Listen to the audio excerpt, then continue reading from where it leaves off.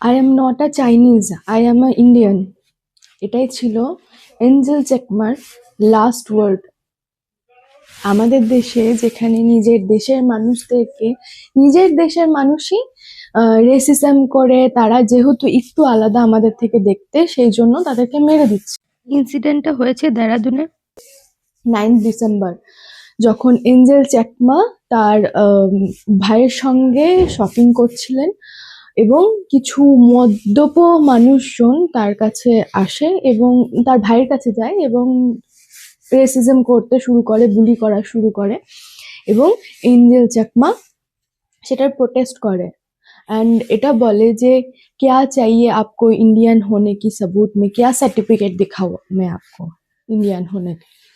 তো তারপরে কথাবার্তা আরো বাড়ে এবং তারা ছুরি দিয়ে লোহার জিনিসপত্র দিয়ে তাকে মারতে শুরু করেন। দিস ইজ আওয়ার ইন্ডিয়া, যেখানে নর্থ ইস্টের মানুষদেরকে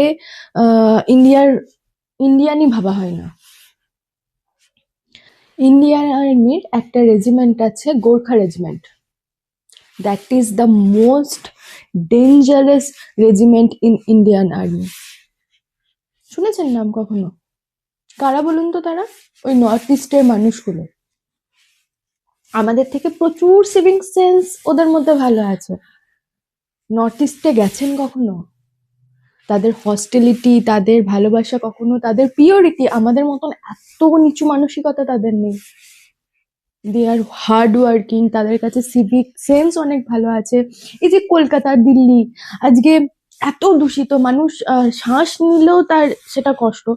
এবার নর্থ ইস্টে গিয়ে দেখুন তারা কত পরিষ্কার পরিচ্ছন্ন। যেখানে আমরা নিজেদের দেশটাকেই গার্বেজ বানাচ্ছি, তারা সেই সিভিক সেন্স নিয়ে না আমাদের দেশটাকে ভালো রাখতে হবে। আর সেই মানুষগুলোকে কি করছি, চাইনিজ, মোমো, এসব রেসিজম করে করে তাদেরকে আমরা এমন একটা জায়গায় পৌঁছে যাচ্ছি যে তাদেরকে মেরেও দিচ্ছি। মানে আমার দেশের লোককে মারার জন্য বাইরের দেশ থেকে লোক আসছে না, আমার দেশের লোককে মারার জন্য আমার দেশের লোকই ইয়ে করছে। 24 বছর বয়স ছিল অ্যাঞ্জেল চাকমার। 17 দিন ধরে ফাইট করে শেষমেশ একটা কথাই লাস্টে বলে গিয়েছিল, আই এম আ ইন্ডিয়ান। একটু দেখতে মানে আমাদের থেকে আলাদা নর্থ ইস্টার লোক, মানে মানুষজনরা। This is our India, this is our progressive India, যেখানে নিজের দেশের লোককে নিজের দেশের লোকে মারে।